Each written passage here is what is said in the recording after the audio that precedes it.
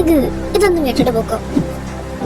നമ്മുടെ Christmas exam ഇങ്ങ് അടുത്തെത്തിയില്ലേ? നിങ്ങൾ ഇനിയും ഒന്ന് പഠിച്ചു തുടങ്ങിയില്ലേ? ക്രിസ്മസ് എക്സാമിന് വെറും 14 ദിവസം മാത്രമേ ഉള്ളൂ. Work hard and result will be yours.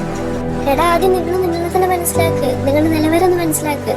നിങ്ങൾക്ക് എന്നിട്ട് വേണ്ടിയിട്ടുള്ള ഒരു പ്രോപ്പർ ആയിട്ടുള്ള ഒരു ടൈം ടേബിൾ ഉണ്ടാക്കുക. നിങ്ങൾക്ക് പറ്റുന്നത്ര നിങ്ങൾ പഠിക്കും.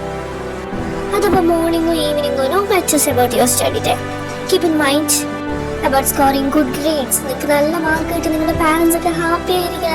ആ ഒരു സിറ്റുവേഷൻ ഒന്ന് ആലോചിച്ച് നോക്ക്.